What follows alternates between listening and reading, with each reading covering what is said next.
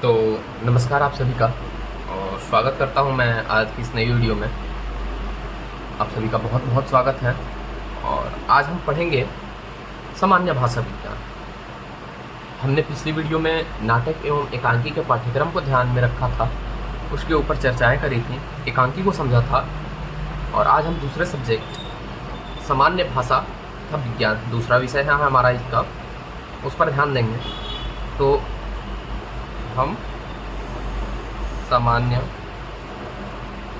भाषा विज्ञान, चूँकि हमने बहुत पहले से इसके ऊपर अध्ययन शुरू किया है, सेमेस्टर के प्रारंभ से ही हमने उसके ऊपर ध्यान लगाया है, तो हम एकदम आराम से विधिपूर्वक जानेंगे। तो आज हम सामान्य भाषा विज्ञान के पाठ्यक्रम के ऊपर ध्यान देंगे। इसका पाठ्यक्रम क्या है? पाठ्यक्रम को जानने से पहले हम इसके उद्देश्य को समझेंगे। इसका उद्देश्य क्या है, किस उद्देश्य से दिल्ली विश्वविद्यालय के तृतीय सेमेस्टर में यह हमें पढ़ने को मिला है, इसके द्वारा विद्यार्थियों से क्या अपेक्षाएं की जा रही हैं विश्वविद्यालय से, भारतीय शिक्षा प्रणाली को इससे क्या अपेक्षाएं हैं कि वो हमें क्या देना चाहते हैं, उनका क्या उद्देश्य है, इसको जानेंगे। तो सर्वप्रथम हम इसके उद्देश्य पर ध्यान देते हैं। उद्देश्य, अब उद्देश्य देखें तो उद्देश्य है भाषा तथा भाषा विज्ञान की अवधारणा से परिचित कराना। हमें इसके परिचय पर ध्यान देना है, ठीक। और क्या ध्यान देना है? भाषा की विशेषताओं और उपांगों का विश्लेषणात्मक ज्ञान प्रदान करना, यानी हमें इसकी विशेषताओं पर ध्यान देना है। विशेषताओं और उस पर हमें विश्लेषण करना है, ठीक है। यह हमारा उद्देश्य हो गया। परिचय, विशेषता, विश्लेषण, ये हमारे 3 उद्देश्य हो गए। अब हमें इसमें 4 इकाइयां हैं हमारे पाठ्यक्रम में, और चारों इकाइयों में हम प्रथम इकाई को देखते हैं।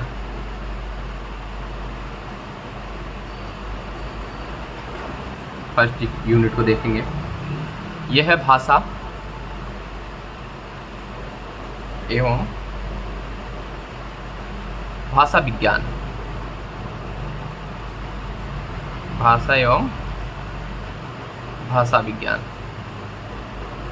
भाषा एवं भाषा विज्ञान में हमें क्या क्या पढ़ना होगा? परिभाषा जाननी होगी, जाहिर सी बात है।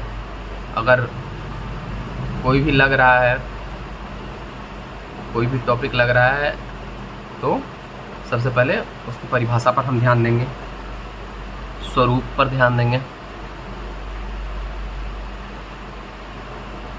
उसकी संरचना देखेंगे, तत्पश्चात हम उसकी विशेषताओं पर भी ध्यान देंगे।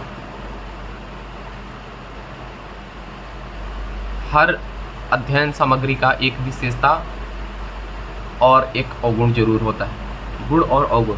जिसे हम इंग्लिश के प्रचलित भाषा में देखें तो पॉजिटिव और निगेटिव पॉइंट्स कहते हैं, यानी सकारात्मक एवं नकारात्मक प्रभाव दोनों हम देखेंगे, दोनों केंद्र बिंदु देखेंगे। तो विशेषता है इसकी, क्योंकि ये भाषा है, भाषा का बहुत प्रयोग होता है, और जिस चीज़ को अत्यधिक प्रयोग में लाया जाता है उसका पॉजिटिव पॉइंट उतना ही ज़्यादा होता है। किसी भी चीज़ को हम क्यों ज़्यादा प्रयोग में करेंगे, उसे हमें सकारात्मक प्रभाव मिलेगा तभी ना करेंगे। अब जिस चीज़ से हमें अगर नेगेटिव व्यू मिल रहा है, उसका प्रयोग हम क्यों करेंगे? नहीं करेंगे। हाँ, अगर हम उसे पॉजिटिव पॉइंट मिल रहा है, उससे फ़ायदा हो रहा है, हम उसका निरंतर प्रयोग करते जाएंगे। भाषा का प्रयोग शुरुआत से ही होते आया है, बिना भाषा के हम अपनी भावनाओं को व्यक्त नहीं कर सकते हैं। ये अति आवश्यक है, महत्वपूर्ण है। इसके बिना जीवन जीना, मनुष्य का सामाजिक जीवन जीना असंभव है। बिना भावनाओं को व्यक्त करे हम कैसे एक समाज का निर्माण कर सकते हैं? तो विशेषताओं पर ध्यान देंगे, इसकी विशेषताएं क्या हैं। उसके बाद हम इसका स्वरूप देख लेंगे, संरचना देख लिए, विशेषता देख लिए।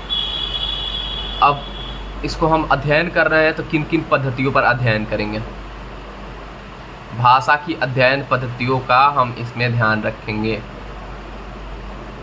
अध्ययन पद्धतियाँ और इसकी उपयोगिता।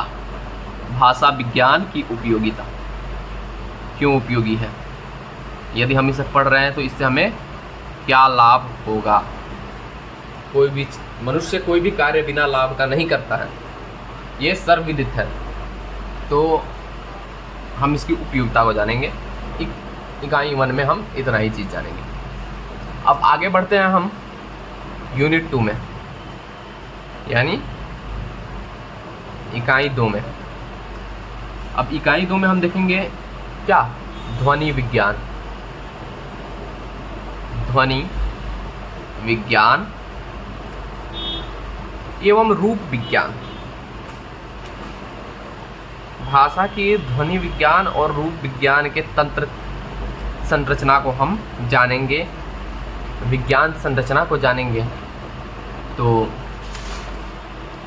हम ध्वनि विज्ञान और रूप विज्ञान में क्या क्या पढ़ेंगे।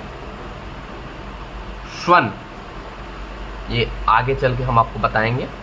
अभी इसकी जानकारी हमें नहीं लगता आप लोग को होगी, और अभी इसको समझाना भी उपयोगी नहीं है, हालांकि समय आने पे इसको भी समझाया जाएगा। स्वन, स्वनिम, ये सब ध्वनि विज्ञान में आता है। स्वनिम,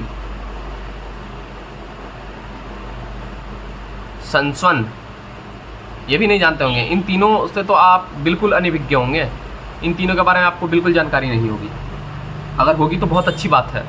और अभी जो 2 टॉपिक बताएंगे वे तो आप बचपन से पढ़ते आ रहे हैं, लेकिन ध्यान में नहीं होगा अभी, और ध्यान में नहीं होगा तो ध्यान में रखना पड़ेगा, बहुत ज़रूरी है। स्वर तथा व्यंजन पढ़ा होगा आपने हिंदी व्याकरण में, 6th क्लास से ही आपको पढ़ाया जा रहा होगा। तो स्वर एवं व्यंजन पर ध्यान देंगे हम।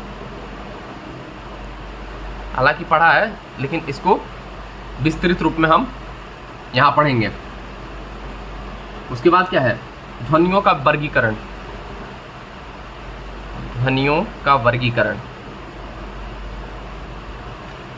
ध्वनियों का वर्गीकरण है ना जी। अब ध्वनियों का वर्गीकरण में क्या है, बहुत प्रकार की ध्वनियाँ हैं। उष्म ध्वनि आती है, ह्रस्व ध्वनि आती है। उष्म ध्वनि क्या आती है, जो तालु और जिह्वा से मिलकर जो, जैसे हम बोलते हैं, क्या बोलते हैं, तालव्य स, तालव्य स। ये क्या हो गया, दंत भी है, तालु भी है, जिह्वा भी है, तीनों है, प्रयोग हो रहा है। तालव्य स, श ये इसमें, और स दंत स है ना जी। तो जो दंत स होता है वो दांत से बोली जाती है, दांत के सहारे स, और जो तालव्य स होता है उसको बोलते हैं श, थोड़ा लय में लेकर श, यानी वो तालु और जिह्वा को मिला के होता है उसका उच्चारण। उच्चारण से पता लग जाता है आप कौन सा स बोल रहे हैं। तो इसमें जो स बोलने पे जो गर्माहट आई ना, तो उस हिसाब से ध्वनि का भी बहुत वर्गीकरण हुआ है। आगे चल के हम पढ़ेंगे इसको विस्तृत रूप में। उसके बाद ध्वनि परिवर्तन की दिशाएं भी हम देखेंगे। यदि हम बोल रहे हैं उसमें ध्वनि परिवर्तित होकर किस दिशा में जा रही है, ध्वनि का परिवर्तन होने से कौन कौन सा हमारे भाषाओं में अंतर आता है। यदि हम मौखिक रूप से बोल रहे हैं तो ध्वनि परिवर्तित हो रहा है, तो उसके परिवर्तन से हम किस प्रकार उसका लाभ ले सकते हैं, किस प्रकार हम उच्चारण में अपना उच्चारण जो है वो सही से कर सकते हैं। तो ध्वनि परिवर्तन की दिशाएं पढ़ेंगे। और आगे देखें तो अब रूप विज्ञान में पढ़ेंगे। ये जो था ये ध्वनि विज्ञान का था, ये सारा मैकेनिज्म यहाँ से यहाँ तक ये ध्वनि विज्ञान वाला था, ठीक है ना जी। ये ध्वनि विज्ञान का मैकेनिज्म है। अब यहाँ पे हम देखते हैं रूप विज्ञान वाला।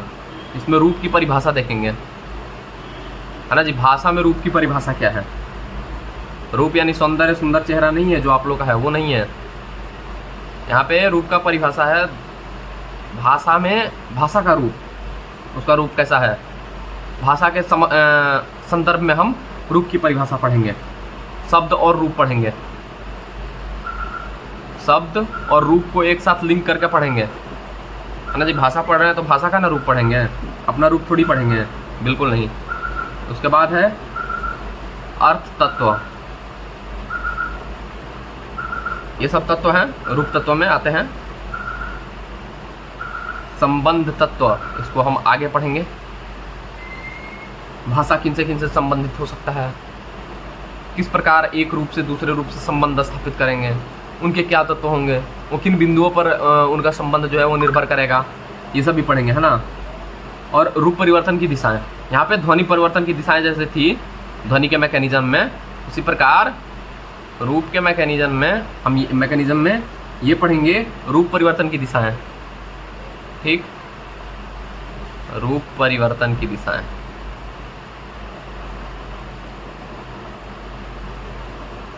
ठीक है, हालांकि हम इस पेज पे लिखेंगे क्योंकि हम भी इधर अपना सही से उसको, ये जो बार बोर्ड लिखे हैं इधर उधर ला के इसको सही से लिखेंगे, और आप लोग भी सही से लिखिएगा, ऐसा नहीं जैसे हम लिख दे रहे हैं, ये जल्दीबाजी में लिख रहे हैं। तो आइए आगे हम लिखते हैं, इकाई 3 की तरफ बढ़ते हैं। इकाई 1 और इकाई 2 का हमने समझ लिया अच्छे से। अब इकाई 3 की तरफ क्या क्या पढ़ना है बस हम यही जान ले रहे हैं, हमें अभी उसके बारे में उतना डिटेल से जानने की कोई ज़रूरत है नहीं। हम ये जानेंगे कि हमें क्या क्या पढ़ना है, टॉपिक पता हो जाएगा, टॉपिक क्लियर हो जाएगा, एक कॉन्सेप्ट बन जाएगा, क्या किस प्रकार हमारा एक रणनीति बन जाएगी, रणनीति के तहत आगे बढ़ेंगे, जरूर सफल होंगे, इसमें कोई शक नहीं है। तो आइए तीसरी इकाई के ऊपर ध्यान देते हैं, ये है वाक्य विज्ञान। जाहिर सी बात है भाषा में लिखित रूप होता है ना जी, अब उसमें लिखित रूप में क्या, उसमें वाक्य ही तो, शब्द से ही तो लेखन शैली बनती है। वाक्य को पढ़ना जरूरी है कि नहीं, वाक्य बहुत महत्वपूर्ण हिस्सा है लिखित भाषा का। भाषा का जो रूप होता है मौखिक, लिखित, सांकेतिक, वो सब भी पढ़ेंगे हम, इकाई 1 के अंतर्गत ही पढ़ेंगे। हालांकि इतना तो जरूर जानते होंगे आप लोग कि मौखिक होता है, लिखित होता है, सांकेतिक होता है, तो वाक्य जो आता है ये लिखित वाले में आता है, ये आपको भी पता होगा, नाम से ही पता चल जा रहा है। अब पढ़ेंगे इसमें हम वाक्य स्वरूप एवं आवश्यकताएं। वाक्य जानेंगे, वाक्य का क्या जानेंगे, स्वरूप जानेंगे। वाक्य का स्वरूप कैसा होना चाहिए, कितना लंबा होना चाहिए, उसमें अर्थपूर्ण शब्द होने चाहिए, है ना। वाक्य का ये भी रिक्वायरमेंट है कि उसमें अर्थपूर्ण शब्द होने चाहिए, कोई भी शब्द आप नहीं डाल सकते हैं। कोई भी वाक्य बनाइएगा उसका एक अपना अर्थ होना चाहिए, हर एक शब्द का अपना अर्थ होना चाहिए, तब जाके वाक्य बनता है। उसके स्वरूप पर पढ़ेंगे। आवश्यकता पढ़ेंगे, क्यों आवश्यकता है भाई, नहीं आवश्यकता है तो निकलो, भाषा में नहीं रहना है तुम्हें, है ना। भाषा वाले टॉपिक में तुमको नहीं रहना है, क्या करोगे रह के, ज़रूरत है ना, ज़रूरत है तभी तो हम पढ़ रहे हैं, तो आवश्यकता पढ़ेंगे। उसके बाद क्या है, वाक्य रचना के आधार।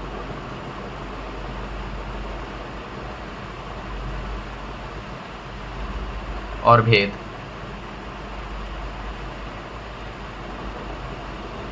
वाक्य रचना किस प्रकार होता है, बोले ना जी, कैसे ही वाक्य नहीं बन जाता है। हाँ, अब मुर्गी कटोरे में दाना खाती है, ऐसा थोड़ी लिख देंगे कि मुर्गी दाने में कटोरा खाती है, नहीं। हर वाक्य, हर शब्द का अपना अर्थ होना चाहिए, कोई भी शब्द थोड़ी लिख दीजिएगा, मुर्गी की जगह मुगरी थोड़ी लिख दीजिएगा, नहीं लिखिएगा। वाक्य रचना के आधार और भेद, अब हम भी थोड़ी लिख सकते हैं वाक्य भेद रचना के आधार, ऐसा नहीं होगा। सुव्यवस्थित होना चाहिए, हर एक शब्द का अपना एक शाब्दिक अर्थ होना चाहिए, बिना अर्थपूर्ण शब्द होने चाहिए। तो हालांकि इस पर आगे हम पढ़ेंगे, जब इकाई 3 हम स्टार्ट करेंगे, प्रारंभ करेंगे, तब हम उसमें पढ़ेंगे। वाक्य रचना के आधार और भेद भी पढ़ेंगे, ठीक है। कितने भेद होते हैं, कितने प्रकार होते हैं, और उसके बाद वाक्य के प्रकार पढ़ेंगे, कितने प्रकार के वाक्य होते हैं, प्रश्नवाचक वाक्य होते हैं, बहुत से वाक्य होते हैं, अभी इसके डिटेल पे नहीं जाएंगे। 5 प्रकार के वाक्य होते हैं और 3 प्रकार के भी वाक्य होते हैं, उनके विभाजन का तरीका भी अलग अलग होता है ना। तो ये भी पढ़ेंगे कि वाक्य कितने प्रकार का होता है। किसी भी टॉपिक को हम पढ़ेंगे तो उसका परिभाषा, उसका प्रकार, उसकी उपयोगिता, उसका उद्देश्य, उसकी आवश्यकता, उसका स्वरूप, उसका रचना जरूर पढ़ना है। भाषा विज्ञान में, विज्ञान से इसको बिल्कुल विज्ञान की तरह ले लीजिए, जैसे हम पढ़ते हैं ना, साइंस में पढ़ते हैं केमिकल के प्रकार, रसायन के प्रकार, रसायन की उपयोगिता, उसी प्रकार, ठीक इसी प्रकार हम भाषा विज्ञान को भी इसी प्रकार पढ़ेंगे। भाषा की परिभाषा, भाषा के भेद, भाषा के प्रकार, उनके प्रकार, प्रकारों के प्रकार। शुरुआत में ही हमने देखा तो था यहाँ पे उपांगों का यहाँ पे उपांगों का विश्लेषण करना है। उपांगों यानी अंगों का अंग भी, यानी अगर ध्वनि विज्ञान है तो ध्वनियों का वर्गीकरण, फिर वो ध्वनि आएंगी उनके बारे में भी जानना है, सबका विश्लेषण करना है। अंग का अंग यानी हमें निचली इकाई तक जाना है, बिल्कुल जड़ से पढ़ना है। और क्या पढ़ना है? वाक्य के निकटतम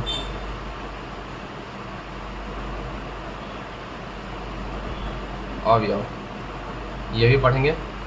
वाक्य से कौन कौन से संदर्भित अवयव हैं, कौन कौन से तत्व हैं, इनके बारे में भी जानकारी करेंगे। अब आखिरी इकाई है इकाई 4। इकाई 4 में हमें क्या पढ़ना है? अर्थ विज्ञान। क्या पढ़ना है? अर्थ विज्ञान। अर्थ, हमने यहाँ पे इतना अर्थ किया वाक्य में कि हर एक शब्द अर्थपूर्ण होना चाहिए। अब ये अर्थ होता क्या है, बोले ना, एकदम जड़ तक जाना है। अब ये भी जानना है कि अर्थ क्या होता है। तो आइए देखते हैं। अभी नहीं देखेंगे, बाद में देखेंगे। अभी क्या पढ़ना है अर्थ में, उसका मेन टॉपिक क्या है, इतना ही देखेंगे, ज़्यादा नहीं देखना चाहिए, हानि करता है। हाँ, अर्थ की परिभाषा हम देखेंगे। शब्द और अर्थ का संबंध हम अभी ऊपर बताएं आपको कि हर एक शब्द का अपना अर्थ होना चाहिए। अर्थहीन शब्द नहीं, अर्थपूर्ण शब्द का प्रयोग करना है। ठीक है, ऐसे ही कुछ नहीं बोल देना है व्यर्थ वाली अनर्थ। भाई जो अर्थ होता है वो उचित होता है, अनर्थ अनर्थ ही होता है। अनर्थ काम नहीं करना है। अर्थ, परिभाषा, शब्द और अर्थ का संबंध पढ़ना है। ठीक है, शब्द और अर्थ का, शब्द का अर्थ के साथ क्या संबंध है, बिना अर्थ के शब्द कैसा होगा, या शब्द में अर्थ का क्या महत्व है, पढ़ेंगे ये सब। ठीक है। दूसरा इसी में बिंदु है अर्थ प्रतीति के साधन। किन किन साधनों से हम एक अर्थपूर्ण शब्द या वाक्य का निर्माण कर सकते हैं, उनका भाषा में प्रयोग कर सकते हैं, कैसे प्रतीत कर सकते हैं कि इसमें अर्थ है, अर्थ को कैसे प्रतीत करवाएंगे, ये भी पढ़ना है। ठीक है। अर्थ निर्णय के साधन। अब जरूरी थोड़ी है कि आपको जो अर्थ लग रहा है वो सबको अर्थ लगे, है ना। तो इस अर्थ में इसका निर्णय भी करना जरूरी होता है कि किसका अर्थ है और किसका अर्थ निरर्थ है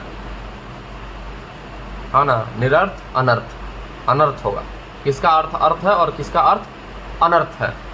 इसका निर्णय का साधन क्या होगा, किन मापकों पे अर्थ का निर्णय होगा, ये भी पढ़ना है ना।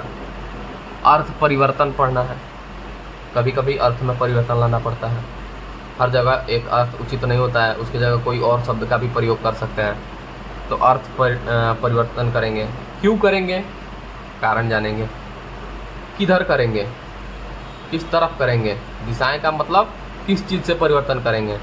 परिवर्तन मतलब क्या, हटा नहीं देंगे पूरा, उसकी जगह किसी और को करेंगे, एक की जगह किसी और को। अब एक्सचेंज करेंगे, सब्स्टिट्यूट करेंगे यहाँ से वहाँ किसी चीज़ को, तो उसकी दिशा क्या होगी, ये भी जानना ज़रूरी है। ठीक है।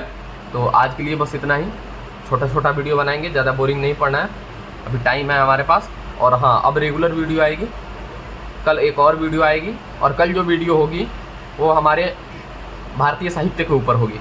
भारतीय साहित्य का कल हम लोग पाठ्यक्रम चर्चा करेंगे, फिर तीनों का पाठ्यक्रम जब चर्चा हो जाएगा तब तीनों का एक एक इकाई रोज़ के हिसाब से आएगा।